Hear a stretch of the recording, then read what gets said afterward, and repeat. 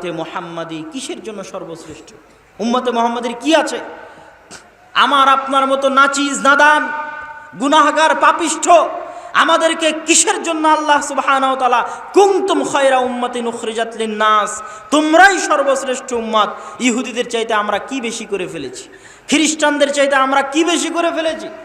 কিসের কারণে আমার মতো পাপী সর্বশ্রেষ্ঠ উম্মত? কিসের কারণে আপনার মতো পাপী নাচিজ নাদান সর্বশ্রেষ্ঠ উম্মত? কিসের কারণে?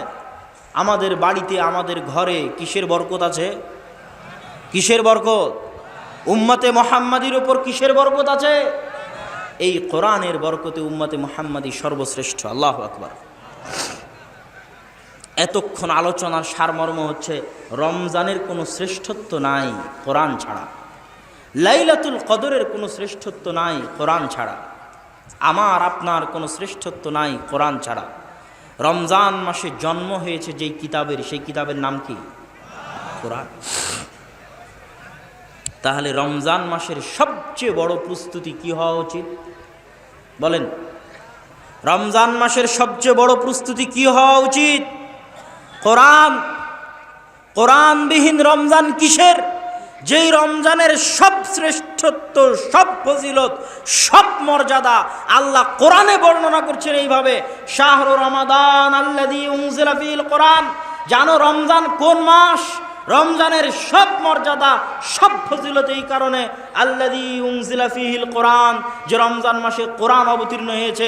গোটা রমজান পার হয়ে গেল, চাঁপাইনবাবগঞ্জের কেউ একদিন কোরআন খুলে দেখলো না, আর রমজানের সরিষা সম পরিমাণ দাম নাই, আর রমজানের সিয়াম থাকার চুল পরিমাণ দাম নেই। কিসের রমজান? কোরআন ব্যতীত। রমজানের সম্মানিত কোরআন, রমজানের বরকতিত কোরআন, রমজানের মর্যাদায়িত কোরআন, রমজানের ফজিলতিত কোরআন। অতএব কোরআনবিহীন রমজান প্রকৃত রমজান নয়। তাহলে রমজানের প্রস্তুতির 1 নম্বর অধ্যায় হচ্ছে পবিত্র কোরআন। রমজান মাসে অধ্যয়ন করতেই হবে। দেখেন কোরআন এমন এক ভয়ঙ্কর কিতাব, হুজ্জাতুন লাকা ও হুজ্জাতুন আলাইকা। আল্লাহর রাসূলের হাদিস পড়ছি আপনার সামনে। এই হাদিসের অর্থ কি? আজকে এশার সালাতের পরে যদি আমি আপনি 2 রাকাত সালাত সুন্নাত পড়ে থাকি নেকি হবে, আর যদি 2 রাকাত সুন্নাত সালাত না পড়ে থাকি গুনাহ হবে না। ফজরের আগে 2 রাকাত সুন্নাত যদি পড়ে থাকি নেকি হবে, যদি না পড়ে থাকি গুনাহ হবে না। তাহলে কোরআন কি এরকম যে কোরআন পড়লে প্রতি হরফে 10 নেকি হবে, আর কোরআন না পড়লে কোনো সমস্যা নাই? আপনার কি মনে হয়? কোরআন খুবই ভয়ঙ্কর কিতাব, খুবই ভয়ানক কিতাব। আল কোরআন ইয়াতাকাল্লামু ইয়াউমাল কিয়ামাহ। কোরআন কিয়ামতের মাঠে কথা বলবে। আপনার কাছে আশ্চর্য লাগতে পারে কোরআন কিভাবে কথা বলবে। আমার প্রশ্নের উত্তর দিবেন, গরু ছাগল কথা বলতে পারে? গরু ছাগল কথা বলতে পারে? আমি আপনি কথা বলতে পারি? তো গরু ছাগলকে কথা বলতে দাও, কথা বলার সুযোগ দিল না, আমাকে কথা বলার সুযোগ দিল, সেই সত্তা কে? আল্লাহ। আল্লাযী আনতাকাকুম, যে আল্লাহ গরু ছাগলকে কথা বলার সুযোগ দেয়নি, আমার আপনার মতো নাচিজকে কথা বলার শক্তি দিয়েছে, ওই আল্লাহ কি কোরআনকে কথা বলার শক্তি দিতে পারে না? পারে। আল কোরআন ইয়াতাকাল্লামু ইয়াউমাল কিয়ামাহ। কোরআন কিয়ামতের মাঠে কথা বলবে। আর যখন কোরআন কিয়ামতের মাঠে কথা বলবে, তখন আমার আপনার পরিস্থিতি হবে খুবই ভয়ঙ্কর। সুন্নাতের মতো নয়, নফলের মতো নয়, রাখলে নেকি না রাখলে গুনাহ নাই, এটা নয়। আল কোরআন হুজ্জাতুন লাকা ও হুজ্জাতুন আলাইকা। দুনিয়ার মানুষ, ইয়া আইয়ুহান নাস, ইয়া আইয়ুহাল্লাযীনা আমানু, ও হে চাঁপাইনবাবগঞ্জবাসী, ও হে ইমানদারগণ, তোমাদেরকে বলে যাচ্ছি, আল কোরআন হুজ্জাতুন লাকুম ওয়া আলাইকুম। এই কোরআন হয় তোমাদের পক্ষে কথা বলবে কিয়ামতের মাঠে, না হয় তোমাদের বিপক্ষে কথা বলবে কিয়ামতের মাঠে। আল্লাহ রাসূল বলেননি যে কোরআন কিয়ামতের মাঠে যে কোরআন পড়েছে ওর পক্ষে কথা বলবে, আর যে কোরআন পড়েনি কোরআন চুপ থাকবে, এ কথা বলেননি। যে দুনিয়াতে কোরআন পড়েনি, কোরআন কিয়ামতের মাঠে ওর বিপক্ষে কথা বলবে। কেন বিপক্ষে কথা বলবে?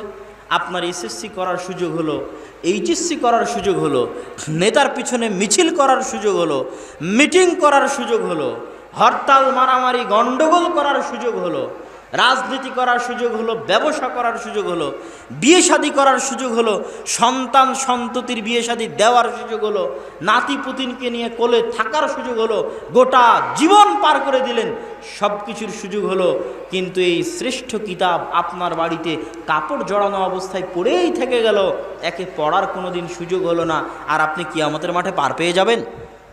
আপনি কি বলেন? নেয়ামত যত বড়, বিপদ তত বড়। কোরআনের মতো এত বড় নেয়ামত দিয়েছে আল্লাহ, বিপদ তত বড়। আল্লাহ কোরআনের মতো বড় নেয়ামত না দিত নাই, কথা শেষ। কিন্তু কোরআনের মতো বড় নিয়ামত যে আপনার বাড়িতে, কোরআনের মতো বড় নিয়ামতের উম্মত যে আপনি, তো কোরআন নিয়ে বসে আছেন বাড়িতে, কোরআন পড়বেন না, মহা পরীক্ষা, মহা বিপদ। এই কোরআন কিয়ামতের মাঠে আপনার বিরুদ্ধে কথা বলে আপনাকে জাহান্নামে নিয়ে চলে যাবে। আল কোরআন যদি আপনার পক্ষে কথা বলে, আল কোরআন ওয়াস সাওমু ইউশাফাআন ইয়াউমাল কিয়ামাহ, কোরআন এবং সিয়াম বা রোজা কিয়ামতের মাঠে কথা বলবে, সাক্ষ্য দিবে। আল্লাহ ক্ষমতা দিবেন কোরআন এবং সাওমকে কথা বলার, যে আল্লাহ মানুষকে কথা বলার ক্ষমতা দিয়েছেন। আল্লাহ যদি মানুষকে কথা বলার ক্ষমতা দিতে পারেন, তো ওই আল্লাহ কোরআনকেও কথা বলার ক্ষমতা 100 বার দিতে পারেন। যে আল্লাহ মানুষকে কথা বলার ক্ষমতা দিয়েছেন, ওই আল্লাহ সাওমকে কথা বলার ক্ষমতা 1000 বার, লক্ষ বার দিতে পারেন। কিয়ামতের মাঠে আল্লাহ কোরআনকে, সিয়ামকে কথা বলার সুযোগ দিবেন। এরা যদি আপনার পক্ষে কথা বলে, এইভাবে পক্ষে কথা বলবে, আল্লাহ সিয়াম, কোরআন রাত জাগতে দেয়নি, রাত্রি জেগে কোরআন পড়েছে, সিয়াম না খেয়ে থেকেছে, শাহওয়াতকে কন্ট্রোল করেছে, জান্নাতে দিয়ে দাও। আল্লাহ সুবহানাহু ওয়া তাআলা কোরআনের শাফাত শুনে জান্নাতে দিয়ে দিবেন। দেখেন কোরআন কি কিতাব, কত ভয়ঙ্কর কিতাব। এই কোরআনের পাওয়ার, এই কোরআনের বরকত, এই কোরআনের ক্ষমতা, কোরআনকে মূল্য দেওয়ার আর মূল্য না দেওয়ার ক্ষমতা এত বেশি।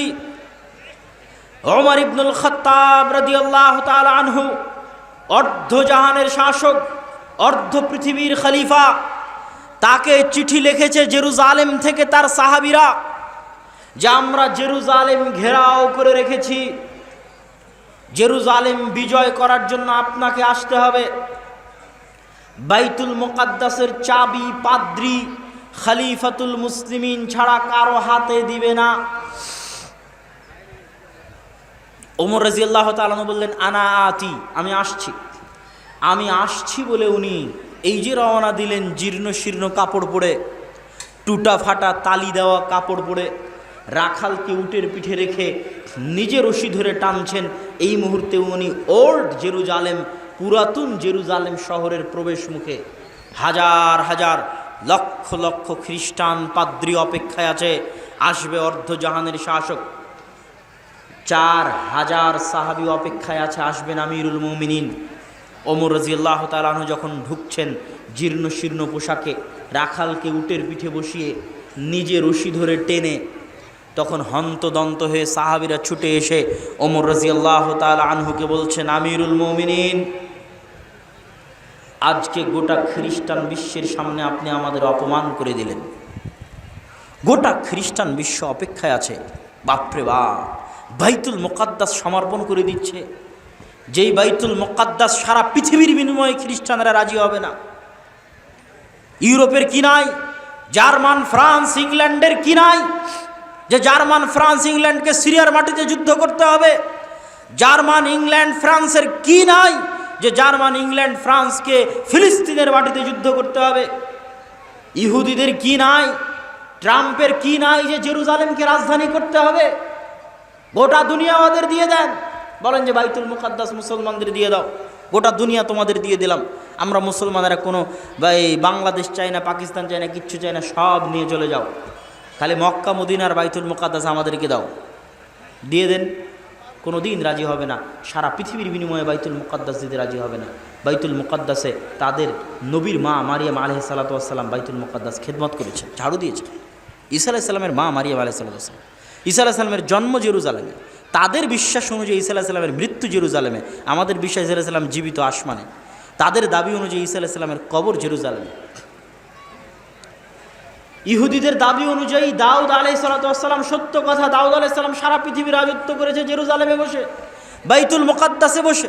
সুলাইমান আলাইহিস সালাম সারা পৃথিবী রাজত্ব করেছে বাইতুল মুকাদ্দাসে বসে, বাইতুল মুকাদ্দাসে সিংহাসন রেখে, জেরুজালেমের সিংহাসন রেখে সারা পৃথিবী শাসন করেছে। ওই বাইতুল মুকাদ্দাস ইহুদি খ্রিস্টানদের নিকটে সবচেয়ে সম্মানী ওই বাইতুল মুকাদ্দাস ওমর ইবনুল খাত্তাবের হাতে সমর্পণ হচ্ছে। আর ওমর ইবনুল খাত্তাব এসেছেন জীর্ণ শীর্ণ পোশাক পরে, ওমর ইবনুল খাত্তাব এসেছেন উটের রশি ধরে টানতে টানতে। সাহাবীরা হন্তদন্ত হয়ে এসে বলছে মান সম্মান সব শেষ। ওমর রাদিয়াল্লাহু তাআলা বলছেন খামোশ শোনো, আমি ওমর মরুভূমির রাখাল, আমার কোনো ইজ্জত ছিল না, আমার কোনো সম্মান ছিল না, আমার কোনো পাওয়ার ক্ষমতা ছিল না। আমার মতো মরুভূমির রাখাল আজ অর্ধজাহানের শাসক, আমার মতো মরুভূমির রাখালের এত ক্ষমতা, এত সম্মান যে জেরুজালেম আমার হাতে সমর্পণ হচ্ছে। এত সম্মান, এত ক্ষমতা, এত পাওয়ার আমার মতো মরুভূমির রাখাল কাপড় চোপড় দিয়ে অর্জন করেনি, উটের পিঠে বসে অর্জন করেনি। এত ক্ষমতা, এত পাওয়ার কোরআনের বরকতে। আল্লাহু আকবার। এই কোরআনকে যদি তোমরা অবমূল্যায়ন করো, সাহাবীদের বলতেছি, এই কোরআনকে যদি তোমরা অবমূল্যায়ন করো, যতই দামি কাপড় পরে থাকো আর যতই পারমাণবিক বমের মালিক হও না কেন, তোমাদের কপালে অপমান লেখা আছে, তোমাদের কপালে লাঞ্ছনা লেখা আছে। আর সব ছেড়ে দাও, কিছু নাই, ফকির তুমি, মিসকিন তুমি, কিন্তু মূল্যায়ন করো কোরআনকে। পৃথিবীর পারমাণবিক শক্তিধর রাষ্ট্র তোমার সামনে এসে নমনম করবে। এইটা কোরআনের বরকত, এইটা কোরআনের ক্ষমতা। এটা তো কাপড় চোপড় দিয়ে অর্জন করিনি, আর উটের পিঠ দিয়ে অর্জন করিনি। এই বরকত কোরআনের বরকত। এই কোরআনের কারণে আল্লাহ কোনো জাতিকে উত্থান ঘটান, আর এই কোরআনকে অবমূল্যায়ন করার কারণে আল্লাহ কোনো জাতির অধঃপতন ঘটান। আজ কল্পনা করেন আমাদের এই উপস্থিত মজলিসে হাজারো মানুষ, রাস্তাঘাট বাজারে যত মানুষ আছে সব মিলে লাখো মানুষ। এই লাখো মানুষের মধ্যে কয়জন আজ পবিত্র কোরআন তেলাওয়াত করেছে? কয়জন? আমি, আপনি, আশেপাশে, ডানে বামে, সামনে, কয়জন? সারা মাসে কয়জন কোরআন তেলাওয়াত, কোরআন খুলে দেখেছে? সারা বছরে কয়জন কোরআন খুলে দেখেছে? আর এই জায়গায় কল্পনা করেন আজ যদি সারা বাংলাদেশের প্রত্যেকটা মানুষ সকালবেলা উঠে কোরআনের বরকতে বরকতমণ্ডিত হতো। আমি কোরআন পড়লাম মানে আমি কোরআনের বরকত নিলাম, আমার বাড়িতে কোরআন পড়া হলো মানে আমার বাড়ি কোরআনের বরকত নিল। সারা বাংলাদেশের প্রত্যেকটা মানুষ কোরআন পড়লো মানে সারা বাংলাদেশ কোরআনের বরকত নিল। তো সারা জাতি যদি কোরআনের বরকতে বরকতমণ্ডিত হয়ে যায়, ওই জাতিকে থামানোর মতো, ওই জাতিকে আটকানোর মতো, আর ওই জাতিকে অপমান করার মতো কোনো শক্তি পৃথিবীতে জন্ম নেয়নি। কিন্তু আমি আপনি যদি কোরআন না পড়ি, কোরআন মূল্যায়ন না করি, কোরআন না বুঝি, না বুঝার চেষ্টা করি, তাহলে এই যে কাপড় দিয়ে জড়িয়ে আপনার বাড়ির তাকে রাখা আছে, হাজারবার চুমা দিলেও, হাজারবার বুকে জড়ালেও এই কোরআন কিয়ামতের মাঠে আপনার বিরুদ্ধে কথা বলবে যদি না পড়েন। বুঝাতে পারিনি মনে হয়? আপনার ভালোবাসার কমতি নেই, আপনি হাজারবার চুমা দেন, হাজারবার বুকে লাগান, নিচে আরবি লেখা পড়ে গেলে উঠিয়ে রাখেন, এর কোনো দাম নাই বাবা। এই কোরআনে তুমি সারাদিন 1,00,000 বার চুমা দাও, কোরআন যদি না পড়ো, কোরআন কিয়ামতের মাঠে তোমার বিরুদ্ধে কথা বলবে। কোরআনের হক হচ্ছে কোরআন পড়ো, এই জন্য কোরআন দেওয়া। কি জবাব দিবা আল্লাহর কাছে? সারা জীবনে সব কিছু করার সময় হয়েছে, মুসলমানের সন্তানের কোরআন শেখার সময় হয়নি, মুসলমানের সন্তানের কোরআন পড়ার সময় হয়নি। এর চেয়ে বড় হতভাগা, এর চেয়ে বড় দুর্ভাগা, এর চেয়ে বড় নিমুখ হারাম, এর চেয়ে বড় অপমানিত লাঞ্ছিত জাতি পৃথিবীতে কেউ হতে পারে না।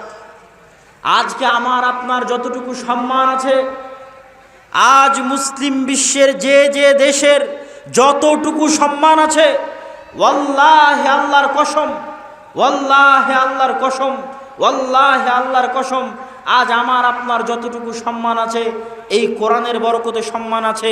যেই প্রজন্ম আজ আসতেছে, 30 বছর আগের প্রজন্ম, মুরব্বীদের প্রজন্ম মক্তবে কোরআন শিখেছিল।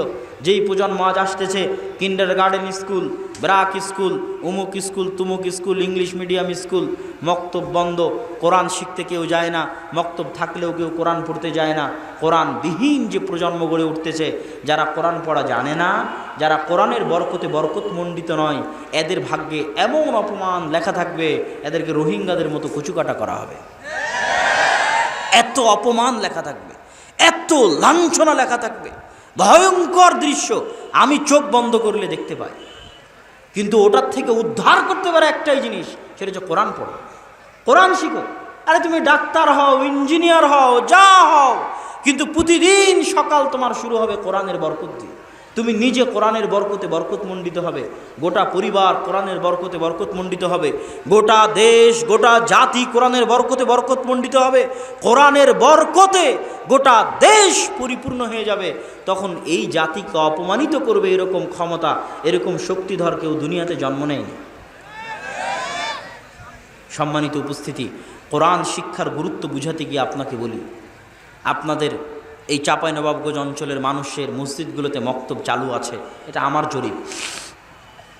থাকা ভালো, চলুক, আলহামদুলিল্লাহ। কিন্তু রমজানকে কেন্দ্র করে আমভাবে, শুধু ছোট বাচ্চাদের জন্য নয়, রমজানকে কেন্দ্র করে আমভাবে মসজিদে সকল মানুষের জন্য কোরআন শিক্ষার ব্যবস্থা করতে হবে, সকল মানুষের জন্য। রমজানে তো কোনো কাজ নাই, জোহর পর থেকে আসর থেকে মাগরিব পর্যন্ত কি কাজ? মসজিদে এসে কোরআন শিক্ষার ব্যবস্থা করেন। নট অনলি ফর চিলড্রেন, শুধু বাচ্চাদের জন্য মক্তব নয়, সব মুরব্বী, বয়স্ক, 50, 60, যুবক, বৃদ্ধ, আবাল বনিতা, মা বোনেরা বাড়িতে কোরআনের আসর চালু করবে রমজানকে কেন্দ্র করে। এটাই আমার আজকের বক্তব্যের আমানত। দোহাই লাগে আল্লাহ সুবহানাহু ওয়া তাআলার, আনশুদুকুম বিল্লাহ, আল্লাহ সুবহানাহু ওয়া তাআলার ওয়াস্তে আপনাদেরকে বলছি, রমজান মাসের সবচেয়ে বড় প্রস্তুতি হচ্ছে কোরআনের বরকতে গোটা চাঁপাইনবাবগঞ্জ জেলাকে বরকতমণ্ডিত করে দিন। ইনশাআল্লাহ বলেন, ইনশাআল্লাহ। কোরআনের বরকতে নিজের পরিবার, নিজের বাড়ি, নিজের গ্রাম, নিজের পাড়া বরকতমণ্ডিত করে দিন। আল্লাহ আমাদের তৌফিক দিক, আল্লাহুম্মা আমিন। সব বক্তব্যের সব কথা ভুলে গেলে একটা কথা মনে রেখে যাবেন, এখন যে কথাটা বলতেছি, আল্লাহ সুবহানাহু ওয়া তাআলা সাক্ষী, আমার টুটা ফাটা জ্ঞান অনুযায়ী আমি যতটুকু বুঝি, যে কোনো মুফতিকে জিজ্ঞেস করতে পারেন, যে কোনো আলেম শাইখকে জিজ্ঞেস করতে পারেন। ওয়াল্লাহে আল্লাহর কসম, ওয়াল্লাহে আল্লাহর কসম, ওয়াল্লাহে আল্লাহর কসম, আপনার গ্রামের মসজিদে একটা টাইলস লাগিয়ে দিলে আপনার জানে কি হবে? আপনার গ্রামের মসজিদে একটা ফ্যান কিনে দিলে জানে কি হবে? আপনার গ্রামের মসজিদে এসি কিনে দিলে জানে কি হবে? আপনার গ্রামের মসজিদে ছাদ কিলে দিনে জানে কি হবে? গ্রামের একটা ভাঙ্গা বেড়া, ভাঙ্গা টিনের মসজিদে কোরআন শিক্ষার ব্যবস্থা করলে আল্লাহর কসম, আল্লাহর কসম, আল্লাহর কসম, ওই রকম লাখো এসি দান করার চাইতে, ওই রকম কোটি টাইলস দান করার চাইতে, ওই রকম শত ব্যাগ সিমেন্ট দান করার চাইতে, ওরকম 1000 টন রড দান করার চাইতে বেশি নেকি হবে একটা কোরআনের আসর চালু করলে ইনশাআল্লাহ।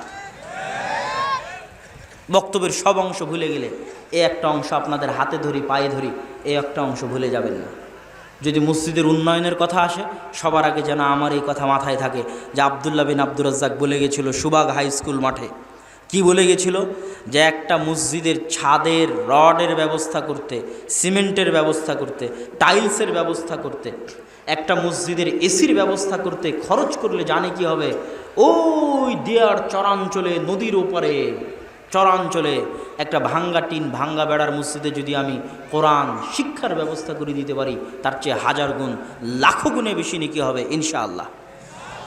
এই একটা কথা আব্দুর রাজ্জাক বিন ইউসুফ, আপনাদের শ্রদ্ধ, আপনাদের গ্রামের, আপনাদের এলাকার মানুষ আসবেন, বক্তব্য দিবেন, তার পুরো বক্তব্য যদি ভুলে যান, আমার এই একটা কথা যেন না ভুলেন, এটা আমার করজোরে রিকোয়েস্ট। কোরআনের বরকতে রমজান মাসে গোটা চাঁপাইনবাবগঞ্জ যতজন এখানে উপস্থিত হয়েছেন, নিজ নিজ এলাকায় ফিরে গিয়ে আজকেই সিদ্ধান্ত নেবেন কোরআনকে কেন্দ্র করে সবার জন্য, আবাল বৃদ্ধ বনিতা শিশু বয়স্ক সকলের জন্য কোরআনের দার্স উন্মুক্ত হবে। নারীরা কোরআন শিখবে, বৃদ্ধরা কোরআন শিখবে, বাচ্চারা কোরআন শিখবে, দোয়া শিখবে। কোরআনের বরকতে গোটা জাতিকে বরকতমণ্ডিত করতে হবে। এটা রমজানের সবচেয়ে বড় প্রস্তুতি। কোরআনবিহীন রমজানের কোনো মূল্য নাই। রমজানের সব সম্মান কোরআনের বরকত, লাইলাতুল কদরের সব সম্মান কোরআনের বরকত। সম্মানিত উপস্থিতি, রমজান মাসের দ্বিতীয় প্রস্তুতি, রমজান মাসের দ্বিতীয় প্রস্তুতি যদি আপনাকে বলি, তাহলে সবার আগে আপনাকে বুঝতে হবে শয়তান কাকে বলে, শয়তান কি করতে পারে। আমরা দুনিয়াতে যত মানুষ গুনাহ করি, সব মানুষ আমাদের নিজেদের অন্তরকে কন্ট্রোল করতে না পারার জন্য গুনাহ করি। আর কোনো কারণ নাই দুনিয়াতে গুনাহ করার। যে জেনা করছে ও অন্তরকে কন্ট্রোল করতে পারে না তাই জেনা করছে। যে সুদ খাচ্ছে ও অন্তরকে কন্ট্রোল করতে পারে না তাই সুদ খাচ্ছে। যে চুরি করছে ও অন্তরকে কন্ট্রোল করতে পারে না তাই চুরি করছে। আর কোনো কারণ নাই গুনাহের, একটাই কারণ, সেটা হচ্ছে আমাদের অন্তরের ওপর কন্ট্রোল ক্ষমতা দুর্বল। কেন? আমাদের এই অন্তরের ওপর ক্ষমতা আছে শয়তানের। কার ক্ষমতা আছে? এই ক্ষমতা আল্লাহ শয়তানকে দিয়েছে। শয়তান অনেক শক্তিশালী, অনেক পাওয়ারফুল। শয়তানের ক্ষমতা বলতে গিয়ে রাসূল সাল্লাল্লাহু আলাইহি ওয়াসাল্লাম বলেন, মা মিন মাউলুদিন ইল্লা ইয়ামাসসুহু শাইতান। এমন কোন আদম সন্তান দুনিয়াতে জন্মগ্রহণ করে না যে আদম সন্তান জন্ম নেওয়ার পরে সর্বপ্রথম তার গায়ে শয়তানে টাচ করে না, স্পর্শ করে না। এমন কোন আদম সন্তান দুনিয়াতে জন্মগ্রহণ করে না। আর এই স্পর্শ করা কাল্পনিক রূপক অর্থে নয়, বাস্তবে স্পর্শ করা। হাত্তা ইস্তাহিল্লা সারেখা, শয়তানের স্পর্শে ওই ছোট বাচ্চা কেঁদে ওঠে। তাহলে শয়তানের সাথে আমাদের সম্পর্ক এত মজবুত, এত শক্তিশালী, আমাদের উপর শয়তানের প্রভাব এত মজবুত, এত শক্তিশালী যে জন্ম হওয়ার পরে সবার আগে কে আমাদেরকে স্পর্শ করার সুযোগ পেয়েছে? শয়তান। ইল্লা মারিয়াম ও ইবনুহু, তবে মারিয়াম এবং তার সন্তান ঈসাকে শয়তান স্পর্শ করেনি। আল্লাহু আকবার। দ্বিতীয় হাদিস, রাসূল সাল্লাল্লাহু আলাইহি ওয়াসাল্লামের, এমন কোন আদম সন্তান পৃথিবীতে নাই ইল্লা ওয়ালাহু কারিনান, যে আদম সন্তানের দুটো বন্ধু নাই। কারিনুম মিনাল মালাইকা ওয়া কারিনুম মিনাশ শাইতান। একটা হচ্ছে শয়তান বন্ধু, আর একটা হচ্ছে ফেরেশতা বন্ধু। জন্মের পর থেকে এখানে যত জন বসে আছে প্রত্যেকের সাথে দুইজন করে আছে। আমার সাথে দুইজন আছে, এনার সাথে দুইজন আছে, প্রত্যেক মানুষের সাথে দুইজন আছে। একটা ফেরেশতা, একটা শয়তান, একটা ফেরেশতা, একটা শয়তান। তাহলে শয়তান আমাদের সাথে কত ওতপ্রোতভাবে জড়িত। এগুলো কি আপনার কাছে কাল্পনিক মনে হয় না বাস্তব? বাস্তব, এগুলো কাল্পনিক নয়। দেখেন, যদি কাল্পনিক হয় তাহলে পৃথিবী সৃষ্টির আর কোনো রহস্য বাকি থাকে না। কি করতে আল্লাহ পৃথিবী সৃষ্টি করবেন আর আমাকে আপনাকে সৃষ্টি করবেন? আপনি যদি একটা গেম খেলেন, গেম খেলার মতো যদি ভিলেন না থাকে যাকে ধরে আপনি মারবেন, এরকম যদি কোনো ভিলেন না থাকে, ওই গেম খেলে তো মজা নাই। পৃথিবীতে আপনি একটা গেম চালু করে দিয়েছে আল্লাহ সুবহানাহু ওয়া তাআলা। শুরুতেই আমরা, আমাদের ভিলেন ইবলিস আর তার বাহিনী, যাও আদম সন্তানকে পথভ্রষ্ট করো। গেম কোরআন এবং হাদিস দিয়ে দিয়েছে, নবী রাসূল দিয়েছে, আদম সন্তানকে সৎ পথে দেখাও। এখন আদম সন্তান কোন দিকে যাবে এটাই তো গেম। মরা পর্যন্ত এখন যুদ্ধ করো, কোন দিকে যাবা, হারবা কি জিতবা এখন তোমার ব্যাপার। ভিলেন তোমার শয়তান, বন্ধু তোমার নবী রাসূল ফেরেশতা কোরআন হাদিস। কোন দিকে এখন তুমি যাবা? এটাই তো গেম, এটাই তো খেলা। এই খেলা যদি শয়তান না থাকে তো এই খেলা তো জমবে না। আপনি যদি শয়তানের অস্তিত্ব অস্বীকার করেন তাহলে এই খেলা জমবে না। কার বিরুদ্ধে লড়াই করবেন আপনি? দুনিয়াতে কার বিরুদ্ধে আমল করবেন? কে আপনাকে পথভ্রষ্ট করবে? কে আপনাকে গুনাহের দিকে ডাকবে? শয়তান শপথ করেছে, আদমের কারণে যদি জাহান্নামে যাওয়া লাগে তো আমি একাই জাহান্নামে যাব না। এত সহজ যে আদমকে সিজদা না করার কারণে আমাকে জাহান্নামে যেতে হবে, আমি একাই জাহান্নামে যাব না। ওয়ালা উজিল্লান্নাহুম ওয়ালা উমান্নিয়ান্নাহুম ওয়ালা আমুরান্নাহুম। অবশ্যই আদম সন্তানকে পথভ্রষ্ট করবই করব। শয়তানের শপথ কোরআনে। অবশ্যই আদম সন্তানকে ডান দিক থেকে বাধা দিব সিরাতে মুস্তাকিমে যেতে। আদম সন্তানকে বাম দিক থেকে বাধা দিব সিরাতে মুস্তাকিমে যেতে। আদম সন্তানকে সামনে থেকে বাধা দিব সিরাতে মুস্তাকিমে যেতে। আদম সন্তানকে পিছে থেকে বাধা দিব সিরাতে মুস্তাকিমে যেতে। লায়ার সুদু লায়াজলিসু লিকুল্লি মারসাদ। শয়তান আদম সন্তানের প্রত্যেকটা পদক্ষেপে অপেক্ষারত থাকে যেন ওই প্রত্যেকটা ধাপ তাকে ভুল পথে পরিচালিত করতে পারে শয়তান। এটা শয়তানের শপথ, এটা শয়তানের টার্গেট। এই জন্য কোরআনে আল্লাহ বলেছে, ইন্নাশ শাইতানা লাকুম আদুউম মুবিন, শয়তান তোমাদের প্রকাশ্য শত্রু। আমেরিকা, ইসরায়েল, ইহুদি, খ্রিস্টানদের গালি দিয়ে লাভ নাই। ওই আমেরিকা, ইসরায়েল, ইহুদি, খ্রিস্টান, হিন্দু এদের সাথে আপনার কবে যুদ্ধ হবে কেউ জানে না, কিন্তু সকাল থেকে সন্ধ্যা পর্যন্ত জন্মের পর থেকে আপনাকে জাহান্নামে নিয়ে যাচ্ছে যে শয়তানটা, ওর সাথে তো যুদ্ধ শুরু করেন। বুঝতে পারেননি মনে হয়?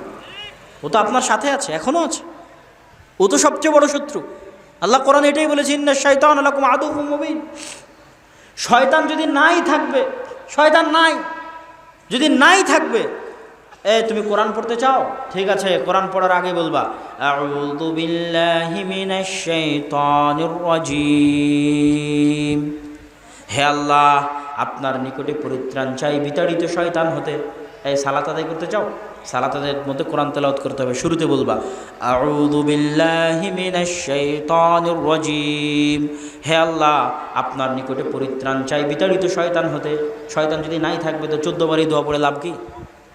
কথা মানে বুঝাতে পারিনি আমি কি আপনাদেরকে কথা বুঝাতে পেরেছি? কি লাভ 1000 বার 1,00,000 বার এই দোয়া পড়ে? মানে শয়তান এত ভয়ঙ্কর, শয়তানের অস্তিত্ব এত বাস্তব যে মুসলমান কোরআন পড়লে আগে শয়তান থেকে বাঁচতে চাও, অনেক ভয়ঙ্কর। শয়তান থেকে বাঁচার দোয়া পড়ো, বিশাল ভয়ঙ্কর। সালাত আদায় করতে চাও, শয়তান থেকে বাঁচার দোয়া পড়ো, বিশাল ভয়ঙ্কর।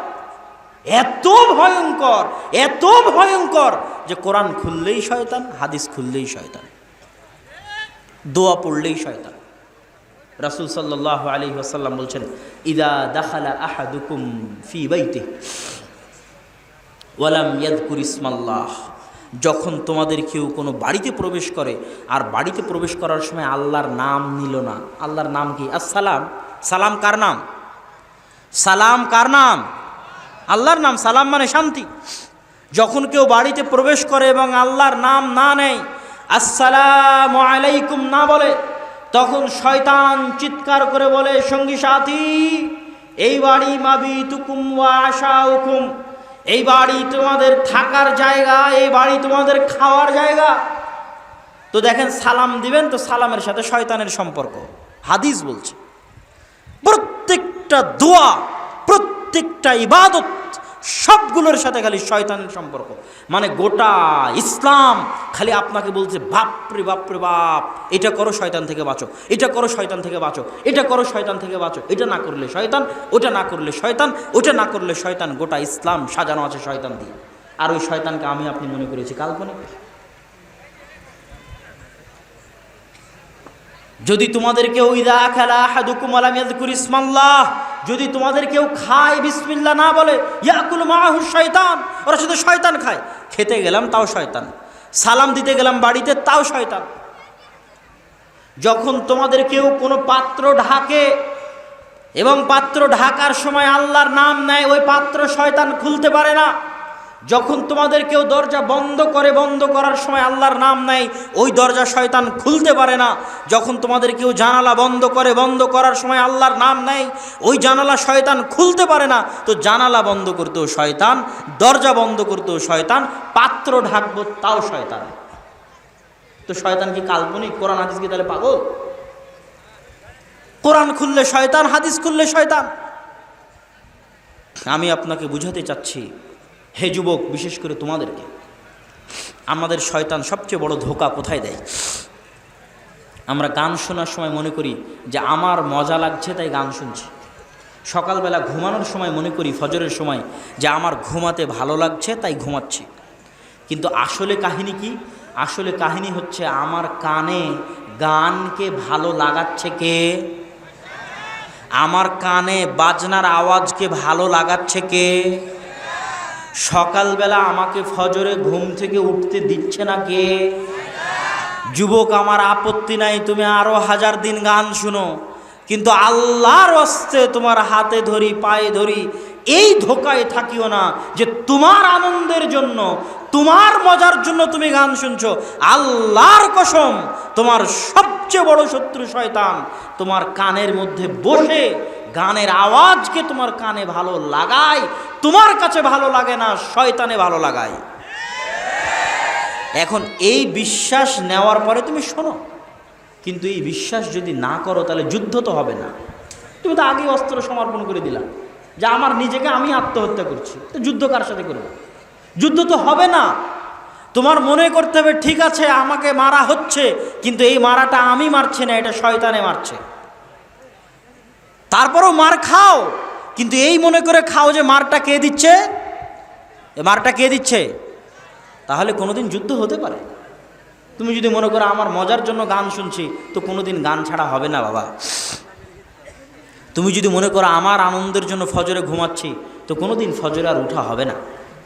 আর তুমি যদি এইটা জানার পরেও ঘুমাও যে তোমাকে ঘুম পাড়াচ্ছে কে, ঘুম পাড়াচ্ছে কে, গান শোনাচ্ছে কে, তাহলে অন্তত কোনোদিন যুদ্ধ হওয়ার সম্ভাবনা আছে, কোনো না কোনো দিন যুদ্ধ হওয়ার সম্ভাবনা আছে। বাপরে বাপ, এই বেয়াদব শয়তান আমাকে এতগুলো গুনাহ করিয়ে নিল, অন্তত কোনো না কোনো দিন যুদ্ধ হওয়ার সম্ভাবনা আছে। আর যদি মনে করো তোমার আনন্দ তোমার মজা, যুদ্ধ শেষ, অস্ত্র সমর্পণ হয়ে গেছে। ইবনুল কাইয়িম রাহিমাহুল্লাহ বলছেন, যে ব্যক্তির কান গানের আওয়াজ শুনতে অভ্যস্ত হয়ে গেছে, শয়তানের দাসত্ব গোলামি করতে করতে করতে করতে গানের আওয়াজ শুনতে অভ্যস্ত হয়ে গেছে, মৃত্যুর পূর্ব মুহূর্তে ওর কানে যদি কালেমা লা ইলাহা ইল্লাল্লাহ পড়া হয়, তো কালেমার আওয়াজ ওর কানে ঘৃণা লাগে। নাউজুবিল্লাহ, কত ভয়ঙ্কর কথা। যার কান গানের আওয়াজ শুনতে অভ্যস্ত হয়ে গেছে, ওই কানের কাছে মৃত্যুর পূর্বে যদি কালেমা পড়া হয়, তো ওই কানে ঘৃণা করে কালেমার আওয়াজকে, কালেমা পড়ার ভাগ্য হয় না।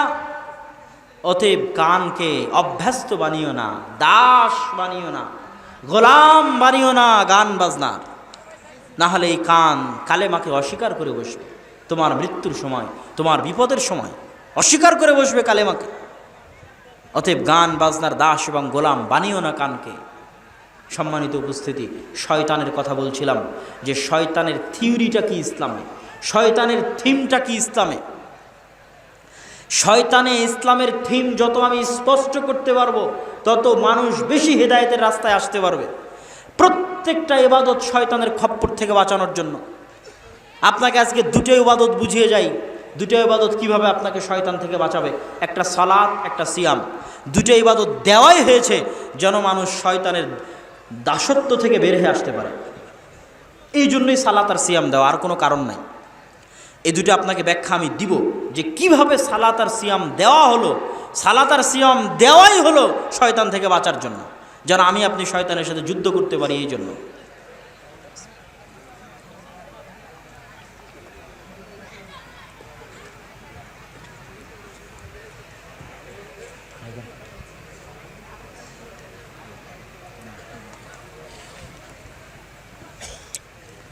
সালাত এবং সিয়াম। প্রথমে আসি সালাত।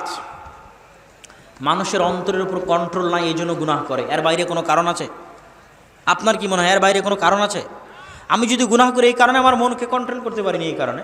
আপনি গুনাহ করলে ওই কারণে যে মনকে কন্ট্রোল করতে পারিনি, আর কোনো কারণ আছে নাকি? তাহলে একটা সমাধান হচ্ছে গুনাহ থেকে বাঁচার, যে এই অন্তর শয়তানের দাস হয়ে গেছে। এখন এই অন্তরকে শয়তানের দাসত্ব থেকে বের করে নিয়ে আসতে হবে, যেন এই অন্তর শয়তানের সাথে লড়াই করতে পারে।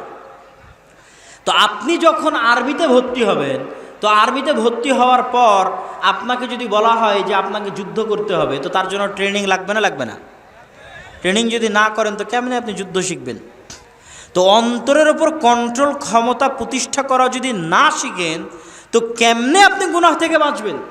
তো অন্তরের ওপর যেমন আরবিতে ভর্তি হওয়ার পর ট্রেনিং নেওয়ার জন্য আপনাকে কিছু করতে হবে, দৌড়াতে হবে, লাফাতে হবে, কায়িক শ্রম করতে হবে, এরকম অন্তরের ওপর কন্ট্রোল ক্ষমতা কায়েম করার জন্য আপনাকে কাজ করতে হবে, কাজ। আর ওই কাজের এক নাম্বার কাজ হচ্ছে শয়তানের সাথে জিহাদ করে, শয়তানের সাথে যুদ্ধ ঘোষণা করে, যে যা মন তা করে করি, যত গুনাহ আছে যা করে করি, সুদ খাই খাই, ঘুষ খাই খাই, জেনা করি করি, বিড়ি খাই খাই, সিগারেট খাই খাই, যত গুনাহ করে করি, আমি যত বড় গুনাহগার হই না কেন সব বিসর্জন দিলাম।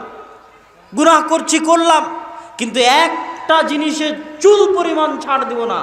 বিড়ি খালে বিড়ি খাওয়া থেকে উঠে গিয়ে, জেনা করলে পতিতালয় থেকে বের হয়ে গিয়ে, সুদ খেলে সুদ খাওয়া শেষ করে বের হয়ে গিয়ে, ঘুষ খেলে ঘুষ খাওয়া শেষ করে বের হয়ে গিয়ে 5 ওয়াক্ত সালাত শয়তানের বিরুদ্ধে যুদ্ধ করে মসজিদে আদায় করবই করব। এটা হচ্ছে পৃথিবীতে শয়তানের বিরুদ্ধে সবচেয়ে বড় জিহাদ, সবচেয়ে বড় যুদ্ধ। কি জন্য? আপনি তো নিজেকে যদি ট্রেনিং আপ না করেন তা অন্তরের উপর কন্ট্রোল ক্ষমতা কায়েম করবেন কিভাবে? আর ট্রেনিং তো কিছু না করলে ট্রেনিং হবে না, না করলে কেমনে ট্রেনিং হবে? ঘরে বসে থেকে ট্রেনিং হবে না। তো যখন আপনি এই চ্যালেঞ্জ নেবেন, যত বড় গুনাহগার হয় হই, বিড়ি সিগারেট খাই কিন্তু 5 ওয়াক্ত নামাজে মসজিদে যাবই যাব। একবার যদি শয়তানের সাথে যুদ্ধ করে 5 ওয়াক্ত নামাজে নিজেকে মসজিদে নিয়ে যাওয়ার উপর কায়েম ও দায়েম করতে পারেন, একবার যে আপনার অন্তরের উপর এতখানি কন্ট্রোল ক্ষমতা আপনার প্রতিষ্ঠা হয়ে গেছে যে আপনি যে কোনো বিনিময়ে শয়তানের সাথে যুদ্ধে জিতে 5 ওয়াক্ত সালাতে মসজিদে যান, এতটুকু যদি কন্ট্রোল ক্ষমতা আপনার অন্তরের উপর কায়েম হয়ে থাকে, ধীরে ধীরে বাকি যে গুনাহগুলো আছে ওগুলো বাদ হয়ে যাবে। আর মানুষ জিজ্ঞেস করে অমুক নামাজি নামাজ আদায় করার পরে তো গুনাহ করে, ওই নামাজি 5 ওয়াক্ত সালাতে মসজিদে যায় না। আমার চ্যালেঞ্জ থাকলে আপনি পরীক্ষা করবেন, যে কোনো নামাজির বিরুদ্ধে আপনি অভিযোগ করবেন যে এই নামাজি তো কিসের নামাজি, তো গুনাহের কাজ করে। চ্যালেঞ্জ থাকলে আজকে লিখে নিয়ে যাবেন, ওই নামাজির টানা প্রতিদিন 1 ওয়াক্ত মিস না দিয়ে, জরুরি কোনো প্রয়োজন ছাড়া, অ্যাক্সিডেন্ট মৃত্যু ছাড়া, কোনো জরুরি প্রয়োজন ছাড়া 1 ওয়াক্ত সালাত মসজিদে মিস দেয় না, এরকম নামাজি নয়। কেন? এটা হচ্ছে পৃথিবীর সবচেয়ে বড় জিহাদ, শয়তানের বিরুদ্ধে সবচেয়ে বড় যুদ্ধ। তাহলে সালাত দেওয়া হয়েছে কি থেকে বাঁচতে বলেন তো? কি থেকে বাঁচার জন্য সালাত দেওয়া হয়েছে? শয়তান থেকে বাঁচতে। দলিল কি খালি যুক্তি? জি না, খালি যুক্তি নয়, হাদিস থেকে আপনাকে দলিল দিই। রাসূল সাল্লাল্লাহু আলাইহি ওয়াসাল্লাম বলছেন, মা মিন কারিয়াতিন, এমন কোনো গ্রাম, এমন কোনো জঙ্গল, এমন কোনো মরুভূমি, এমন কোনো সমুদ্র যেখানে মাত্র 2 বা তার চেয়ে বেশি মুসলমান বাস করে। মাত্র কয়জন মুসলমান? মাত্র 2টা মুসলমান বাস করে। ইংল্যান্ডের কোন এক খ্রিস্টান নগরীতে 2টা মুসলমান বাস করে? কোন আফ্রিকার জঙ্গলে 3টা মুসলমান বাস করে? কোন সমুদ্রের জাহাজের মধ্যে মাত্র 3টা মুসলমান আছে? রাসূল সাল্লাল্লাহু আলাইহি ওয়াসাল্লাম বলছেন, যদি ওই 2টা মুসলমান আজান দিয়ে, ইকামত দিয়ে 5 ওয়াক্ত সালাতের জামাত কায়েম না করে, ইল্লাস্তাহওয়াদা আলাইহিমুশ শয়তান, এরা সবগুলো একদিন না একদিন শয়তানের গোলাম হয়ে যাবে। এরা কেউ নিজের ঈমান আমল টিকাতে পারবে না, কেউ না, এরা সব শয়তানের গোলাম হয়ে যাবে। যেমন ভাবে পালবিহীন ভেড়াকে নেকড়ে বাঘে খেয়ে ফেলে, এই রকম জামাত বিচ্ছিন্ন 5 ওয়াক্ত সালাতের জামাতে উপস্থিত হয় না, এই রকম মুসলমান শয়তানের গোলাম, শয়তানের দাস, ওর অন্তর শয়তানের দাসত্ব বরণ করবেই করবে। কেন? যুদ্ধে হেরে গেছে, প্রথম যুদ্ধে হেরে গেছে শয়তানের বিরুদ্ধে। আমি তো বলিনি আপনাকে সব গুনাহ ছেড়ে দিতে হবে। যারা ডানে এবং বামে দাঁড়িয়ে আছেন তাদেরকে অনুগ্রহ করব, পিছনে অনেক জায়গা খালি আছে, আপনারা পিছন থেকে দেখতে পাবেন। যদি পিছনে বসেন মাঠটা দেখতে সুন্দর লাগবে। আপনাদের শ্রদ্ধেয় শায়েখ আসার আগে আগে আমরা চাই যে মাঠের পরিবেশ আরেকটু সুন্দর হয়ে যাক।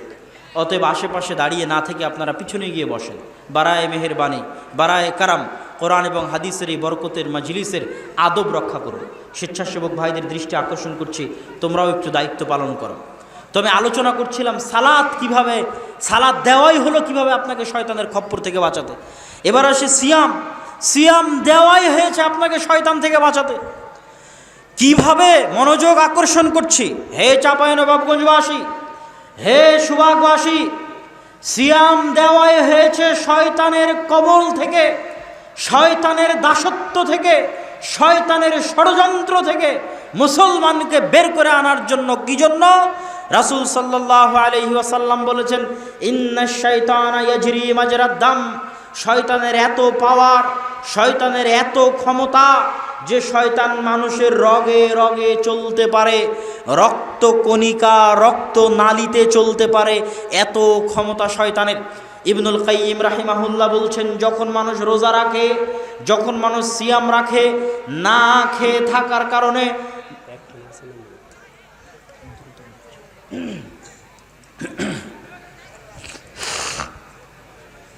না খেয়ে থাকার কারণে মানুষের রক্তকণিকা সংকীর্ণ হয়ে যায়।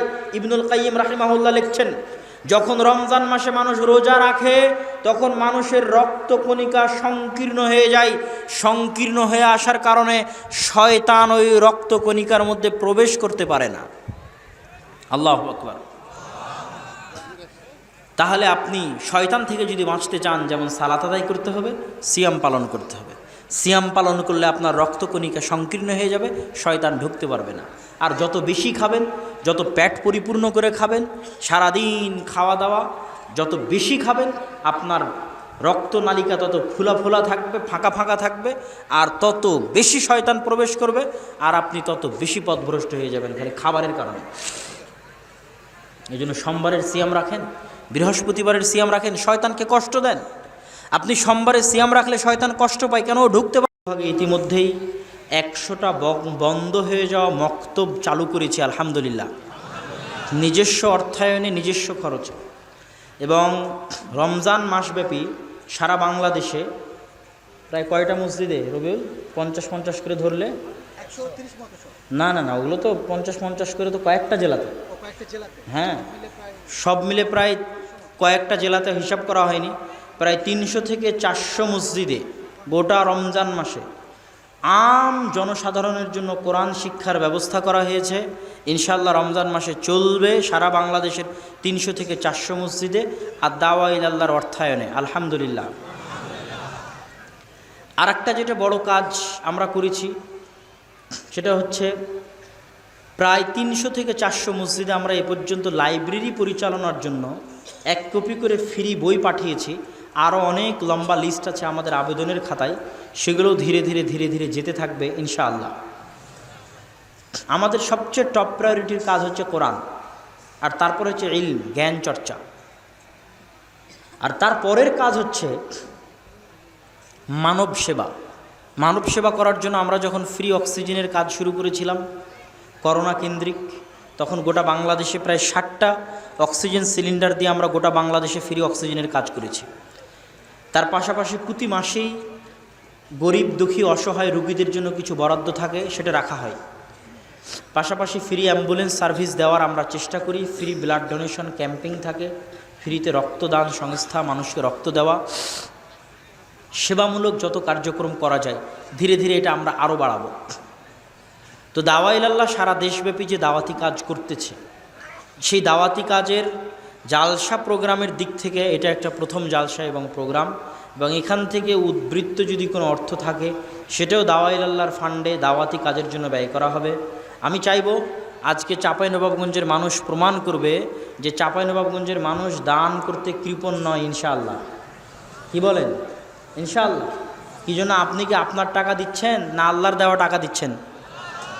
আল্লাহর দেওয়া টাকা। আল্লাহ তো বলেনি যে আপনি আপনার টাকা দান করেন, এটা বলেননি। মিম্মা রাযাকনাহুম ইউনফিকুন,